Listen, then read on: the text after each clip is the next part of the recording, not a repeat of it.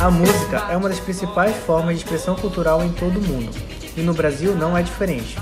Ela desempenha um papel fundamental na formação da identidade cultural brasileira, refletindo a história, tradições e valores do país. Cada região do Brasil possui sua própria música, que é influenciada por uma mistura de elementos europeus, indígenas e africanos. A música pode ser utilizada como ferramenta para preservar e difundir a cultura de um povo, transmitindo mensagens importantes sobre questões sociais, políticas e ambientais. Além disso, a música também pode ser uma forma de unir pessoas de diferentes origens e culturas. E a terra uniu os caboclos, construiu amor. Bate forte o tambor, eu quero é tique tique tique tique tá. Bate forte o tambor, eu quero é tique tique tique tique tá. É nessa dança que meu boi balança e o povão de fora vem para brincar. É nessa dança que meu boi balança e o povão de fora vem para brincar. A musicalidade afro-brasileira, ela é uma expressão poderosa da cultura afro e desempenha um papel importante na formação da identidade cultural brasileira. A música afro-brasileira surgiu dos movimentos herdados da sociedade escravocrata, decorrente da imposição criada pelo sistema colonial e escravista. Ela forneceu os mais belos elementos da cultura de resistência brasileira, desde as trovas nordestinas, forró ao samba, rap, hip hop, funk, dentre tantos outros estilos marcados pela presença de elementos milenares de identidade afro. Então esse fazer música no terreiro, esse fazer música para sobreviver, fazer música para continuar tendo sentido, fazer música para rezar, isso passou a fazer sentido para o Brasil, uma vez que a música erudita continuava sendo da burguesia. Hoje a gente tem uma coisa interessante, que a gente vê a música erudita europeia já começando a se popularizar. Tem acontecido muitas coisas interessantes, do diálogo de orquestra sinfônica com o maracatu. A gente tem aquela orquestra maravilhosa que é a Rompilés, né, que tinha o nosso querido Letieres Leite, que dialoga ali a música erudita com a música do candomblé, que é também um tipo de música erudita. A intolerância com a cultura afro é uma realidade que infelizmente ainda persiste em muitas sociedades, incluindo o Brasil. Essa intolerância se manifesta de várias maneiras, incluindo a discriminação e o preconceito contra as religiões afro-brasileiras, e também contra a musicalidade de matriz africana. A musicalidade afro-brasileira é uma expressão poderosa da cultura afro-brasileira e tem desempenhado um papel importante na formação da identidade cultural brasileira. No entanto, apesar de sua riqueza e profundidade, a inclusão da musicalidade de matriz africana na sociedade enfrenta diversas dificuldades. Isso inclui preconceito, muitas vezes devido à ignorância, à falta de conhecimento por parte da maioria da população com relação a ela, e também a valorização dela como parte fundamental da nossa cultura como um todo, nas escolas e na mídia.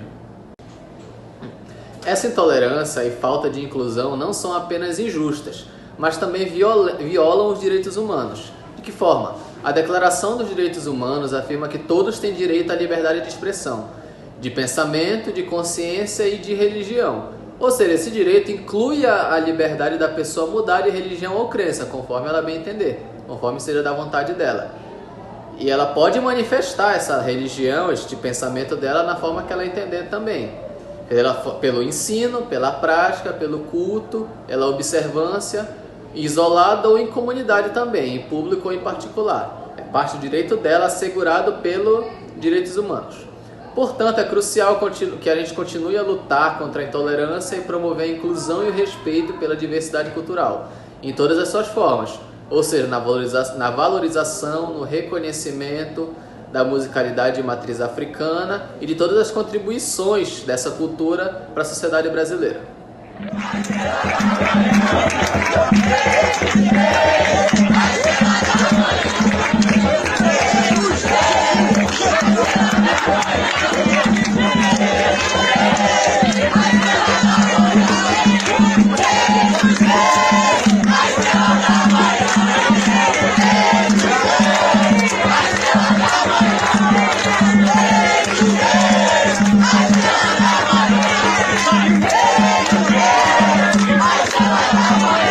Chama ele, desperta,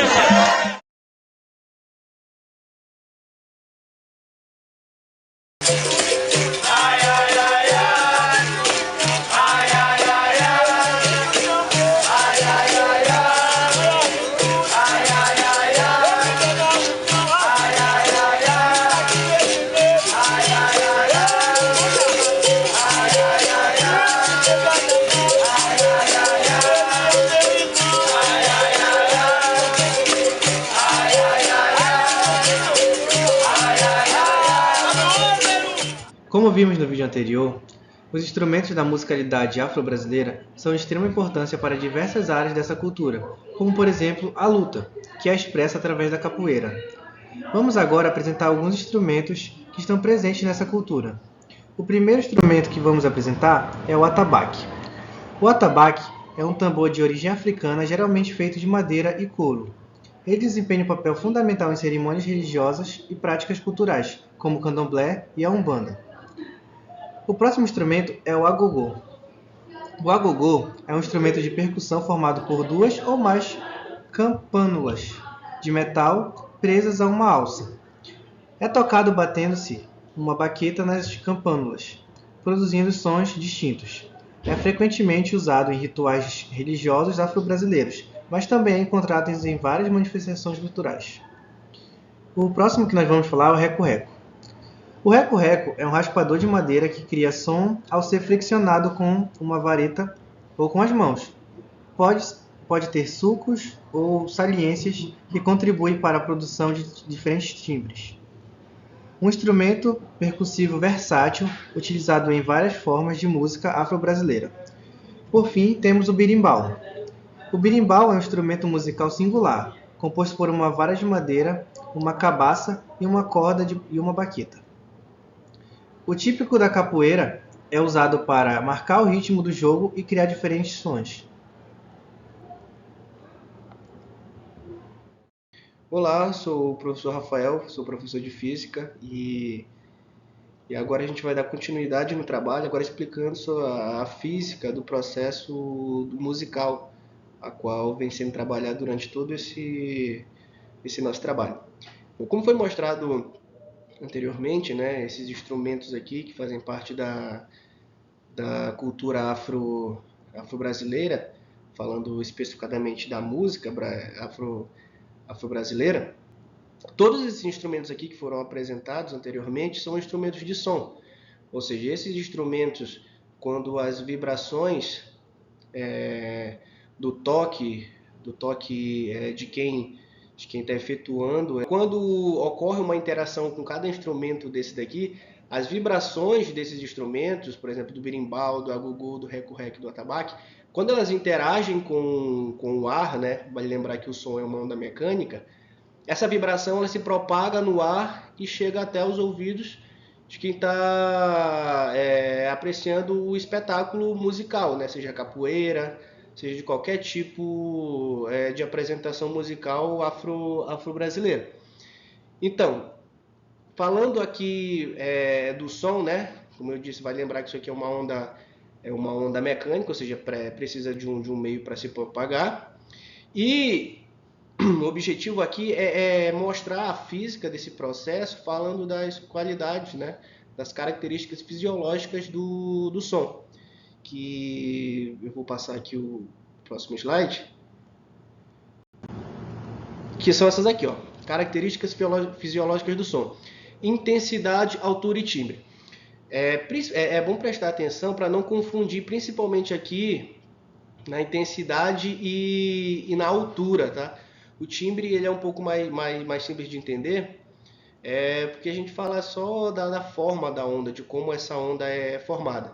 Já na intensidade, na altura, quando a gente se depara com um senso comum, isso aqui fica um pouco confuso na cabeça de quem escuta os conceitos de intensidade e altura e acaba até confundindo eles.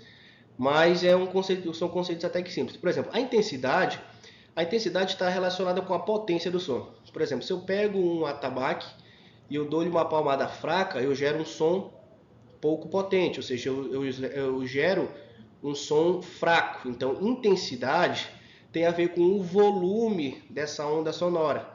E fisicamente falando, a gente fala que tem a ver com a amplitude sonora. Então, um som, se eu pego o atabaque e dou uma palmada forte, eu fico com um som forte, eu fico com um som potente. Então, a intensidade não tem nada a ver com a altura. A intensidade é uma coisa, a altura é outra. Por exemplo, eu falar para qualquer um de vocês, por exemplo, abaixe o volume dessa televisão porque está muito alto, isso está fisicamente incorreto. Por exemplo, toque esse atabaque, abaixe o volume do toque do berimbau, Está errado, né? Porque intensidade não tem nada a ver com altura e vice-versa. A altura também não tem nada a ver com a intensidade. A altura, falando aqui da altura, ela tem a ver com a frequência desse som.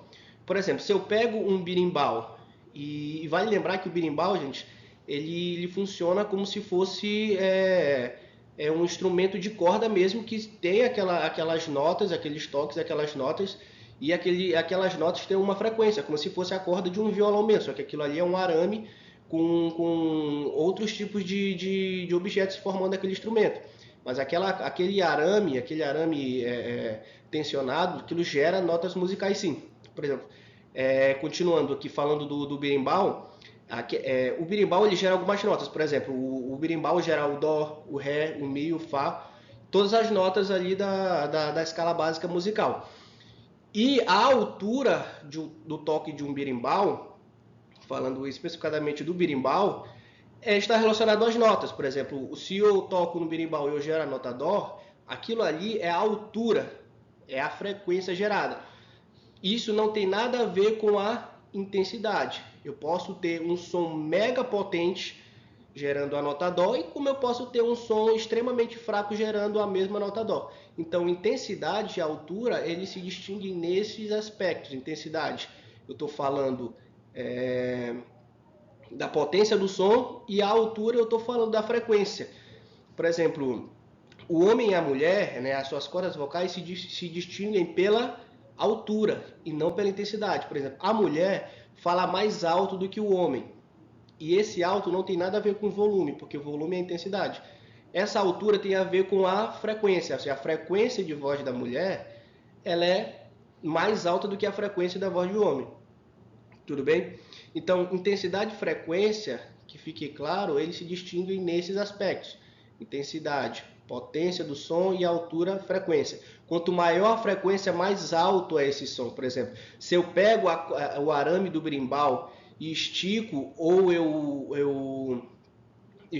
eu contraio o arame do berimbau, a madeira, se eu estico ou envergo mais aquela madeira, o berimbau ele vai soar notas diferentes, ou seja, vai soar alturas diferentes, ok? E isso não tem nada a ver com volume, tá? Como eu já expliquei, volto a explicar de novo. O volume tem a ver com a intensidade, com a potência com que eu bato no instrumento, ok? E o timbre, como eu disse no começo, ele é um pouco mais simples porque ele tem a ver com a forma da onda. Por exemplo, um berimbau pode soar nota dó, e um agogô, que é aquele instrumento que parece um sino, deixa eu voltar aqui no slide anterior. Por exemplo, aqui o agogô e o berimbau, eu posso distinguir o som deles através do timbre. Tá? E essa é uma característica muito importante, porque, como eu já disse, ela tem a ver com a forma da onda. Por exemplo, o agogô aqui, ó, por mais que ele pareça um instrumento simples, mas ele é um instrumento que o corpo dele é todo feito de metal aqui, ó. E à medida que eu vá tocando em regiões diferentes, por exemplo, aqui no começo ou aqui no fim, nesse de cima e nesse de baixo, né, nessas partes aqui inferior e superior, eu gero frequências diferentes, ou seja, eu gero notas diferentes. Posso gerar o dó, o ré, o mi, o fá, o sol, o lá e o si. Da mesma forma aqui no berimbau, à medida que eu estico esse arame ou eu envergo mais aqui essa madeira, ou quando eu troco essa cabaça por uma cabaça maior ou menor, eu consigo gerar frequências diferentes. Então, tudo depende aqui da organização desses materiais. E o timbre ele funciona o seguinte, por exemplo, o agogô, se eu toco aqui, eu dou uma baquetada aqui no agogô, eu posso gerar nota dó. E aqui também, dependendo do jeito que eu bata aqui, do ajuste aqui desses materiais, eu também posso gerar uma nota dó. Só que com certeza o meu ouvido consegue diferenciar o que é um dó de um berimbau e o dó de um agogô, por exemplo. Por causa de quê? Por causa da frequência ou da intensidade? Não, por causa do timbre, né? Eu não consigo diferenciar instrumentos por conta da frequência, por exemplo. Eu não consigo, né? Porque todos os instrumentos têm nota dó, todos os instrumentos têm nota ré, têm nota mi, todas as notas básicas da escala. Eu consigo distinguir instrumentos diferentes pelo timbre, pela forma da onda. Então, com esses conceitos aqui de acústica, apresentados aqui junto com esses instrumentos da cultura africana na música brasileira, a gente consegue fazer uma abordagem didática sobre esses fenômenos acústicos e sobre as características fisiológicas do som. Como a gente viu aqui, a intensidade, né, falando da potência.